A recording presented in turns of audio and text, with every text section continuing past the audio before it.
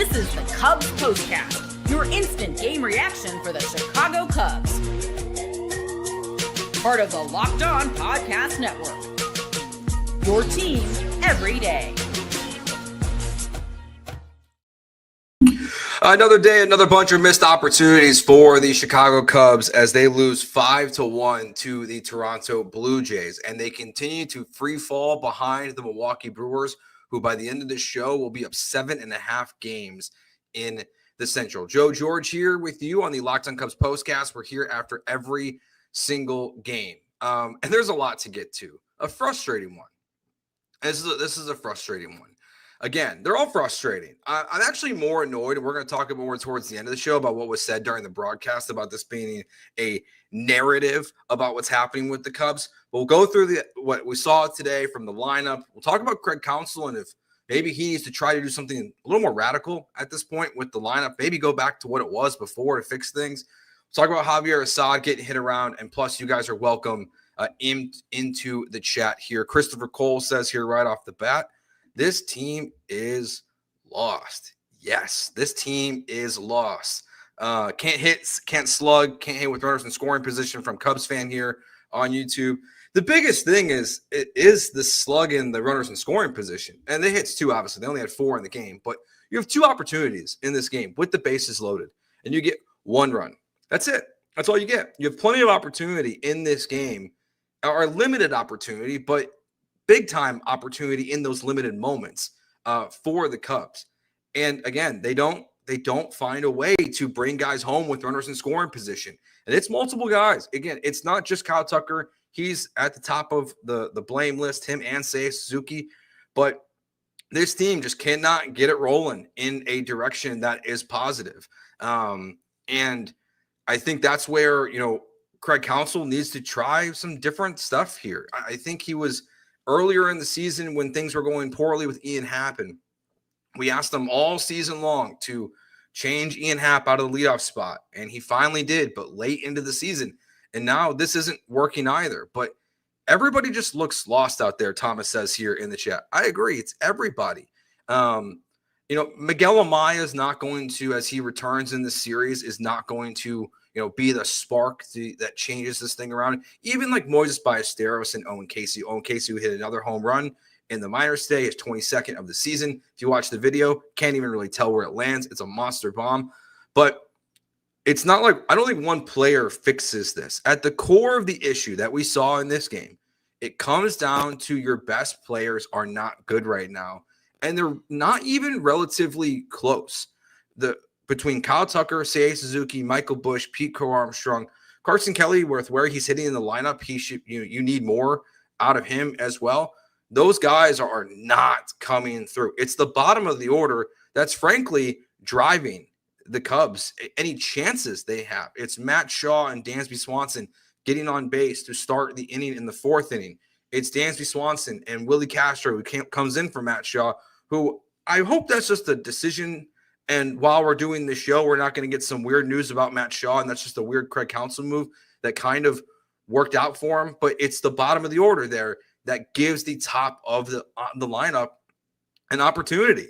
And your best players in the last couple games have had opportunities because of Shaw and Dansby, and they're the ones that don't do it. They're the ones that don't come through. Whether it's, whether it's Busch, Tucker, Suzuki, PCA, they're all guilty of it. And at this point, look, you are right on the cusp. I don't have the Padres score in front of me.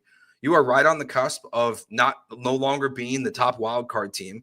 You are closer to the Cincinnati Reds and being out of the playoffs than you are to catching the Milwaukee Brewers again. They're not catching the Brewers. That race is donezo, okay? They could win 5-0 in that series next week and pull off the all-time miracle. Not happening. And I don't think they would catch the Brewers this season. I mean, there is a reasonable chance that by the end of this week, before that series even starts, the Cubs, who once had a 4.5 game division lead, could be 10 or plus back by the time Monday gets here for that doubleheader against the Brewers. Paul says here in the chat, the Cubs are not making the playoffs. Look, I can't argue with you if you feel that way. I don't think the Reds will be hot enough to catch the Cubs, but it doesn't mean the Cubs won't be limping into the playoffs. David says this team is bad. Just don't trust beating any Major League Baseball team. I'm not sure if I trust them beating a minor league team right now. And while Javier Assad, who we'll talk about here in a little bit, obviously wasn't great in this game. Again, it's the starting pitching has not been the problem. It's the lineup. And unless you're going to something really, really radical, which I don't think they do, which is benching either, Ian Happ or Seiya Suzuki, when they're not probably benching both of them, you're not going to see these rookies come up. They're not coming. Maybe there'll be September 1st call-ups. So in 29 days or whatever it is, like 19 days, sorry, like they could be on this roster, but will they play? No. Are they going to bench Kyle Tucker, as Mike says here in the chat?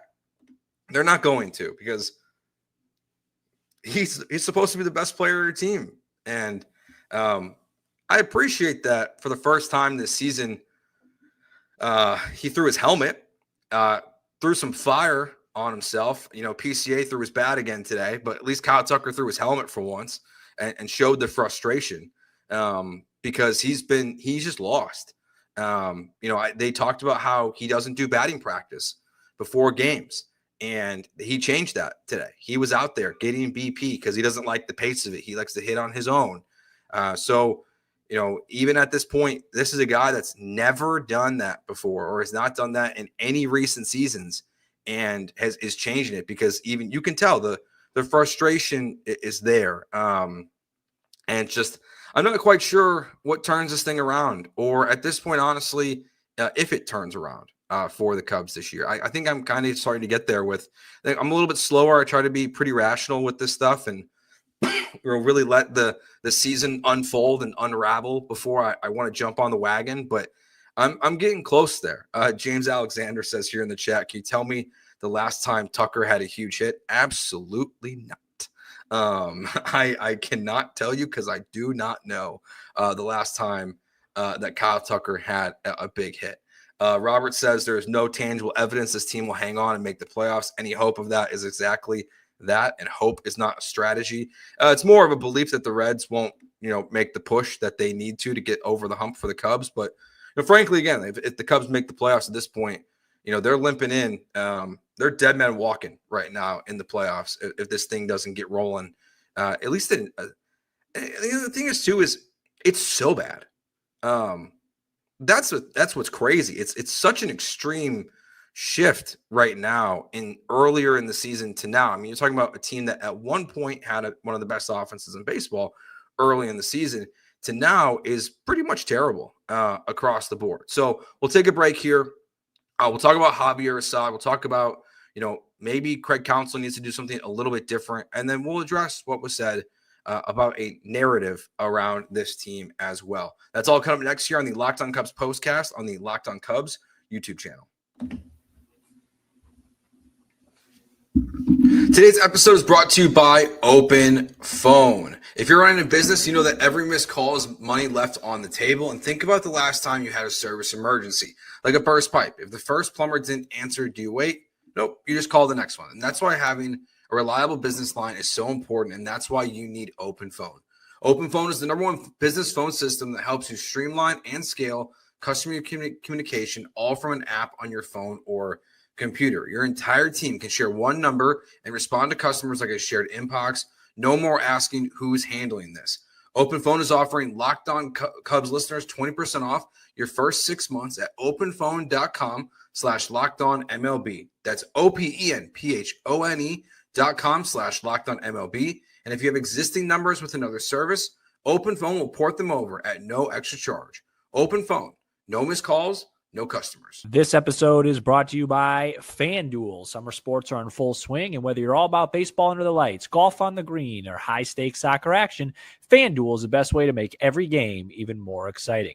You're already following the action. Why not make it a little more thrilling? With FanDuel, you can get in on the game while your friends are getting sunburned at the beach. I've been using FanDuel to track my favorite matchups, and the app keeps it fresh with new daily promotions and fun ways to bet. It's easy to use, fast to pay out, and makes even regular season games games feel like must-watch events. If you're new to FanDuel, new customers can bet just $5 and get $150 in bonus bets if your first bet wins.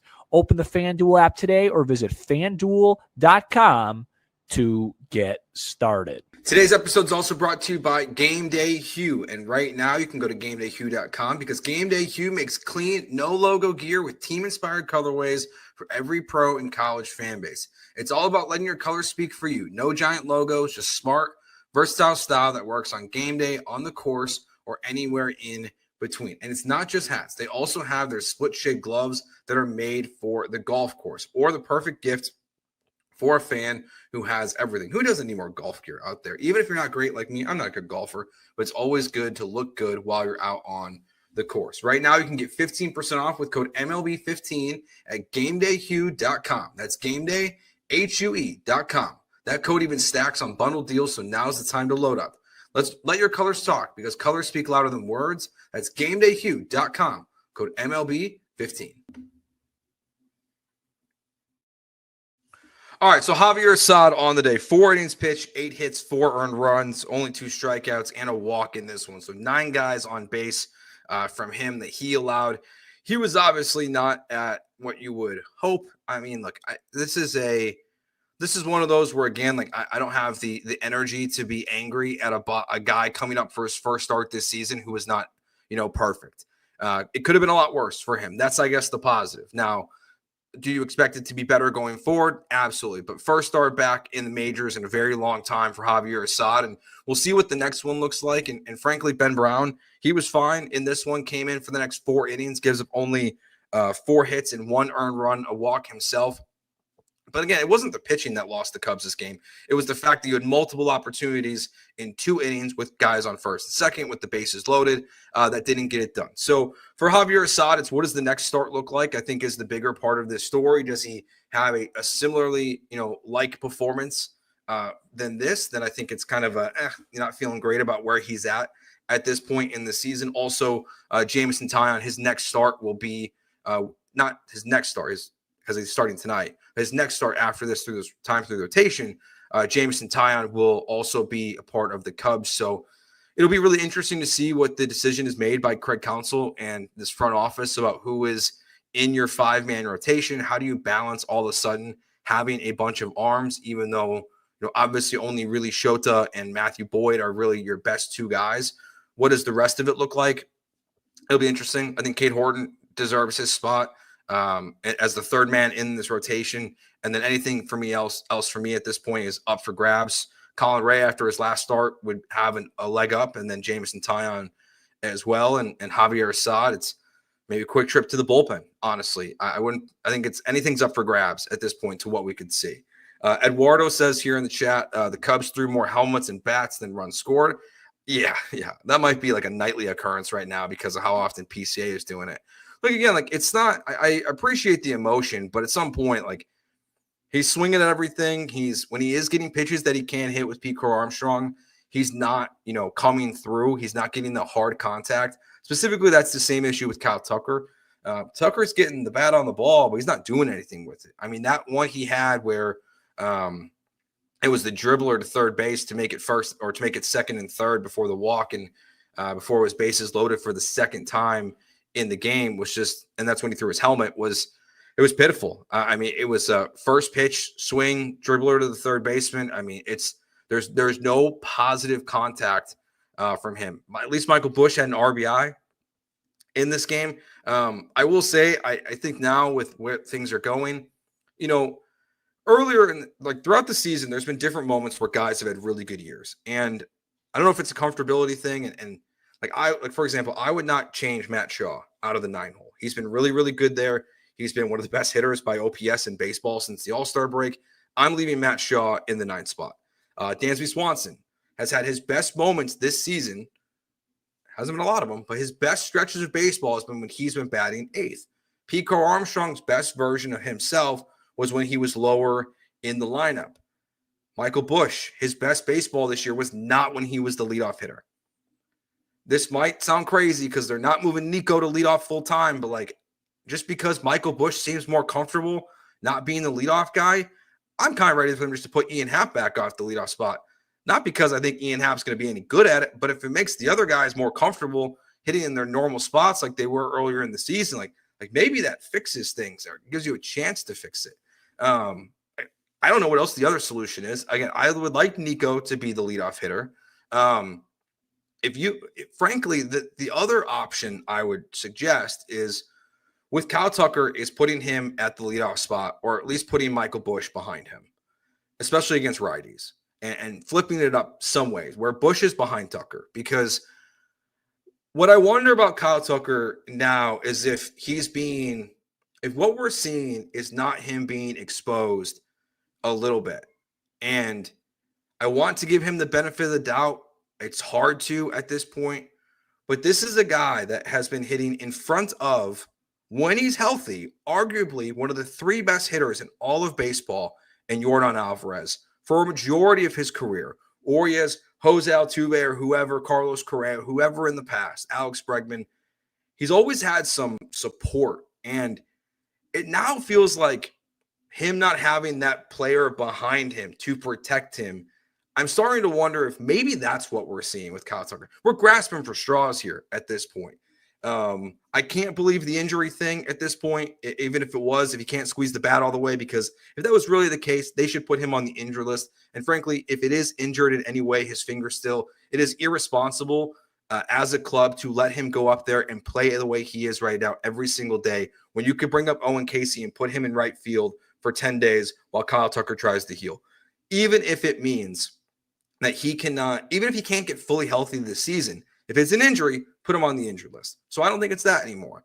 So what is it? And the only other thing I can think of is its protection. Now, from top to bottom, or 1 through 8, basically, for the most part, because I want to give Matt Shaw credit to where it's deserved, and Nico Horner as well, who are really the only 2 guys who are consistently putting, quality at bats up there for the Cubs since the All-Star break.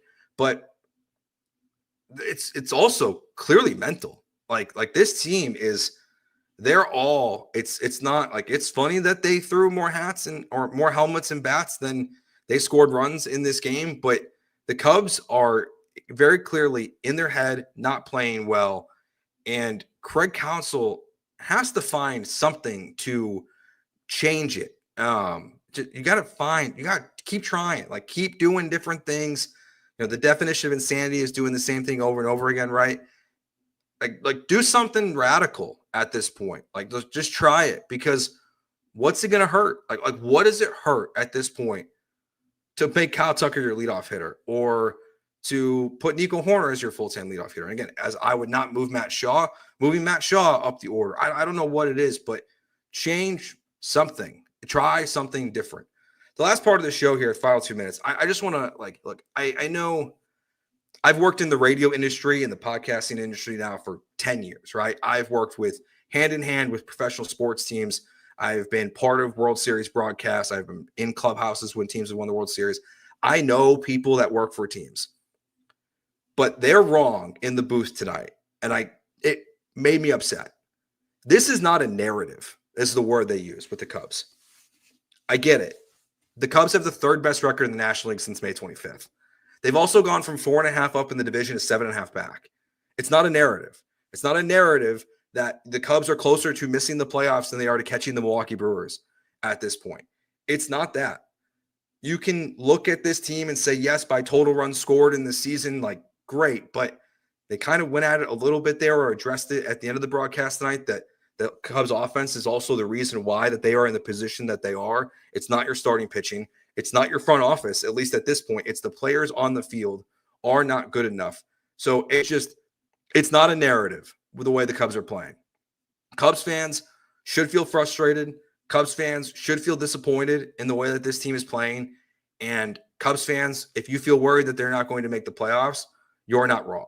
So I firmly disagree with what Boog and JD were talking about in the broadcast tonight, that this is some kind of narrative that the Cubs are, struggling in the way that they are. And yes, the Mets have been playing awful, and the Padres have been up and down this year, and the Yankees have been playing bad. And, the Astros are potentially going to be out of their first place in their division. There are plenty of teams across baseball, but we care about the Cubs.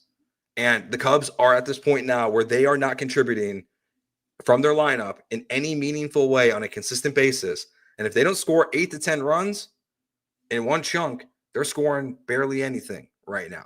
They are not performing to a level that is acceptable and a level to give the fans, or frankly themselves at this point, any belief that this season is not going to continue to unravel. So my hope is that when the lineup comes out tomorrow, something is radically different in it. Change it up. Go for something different in this next game.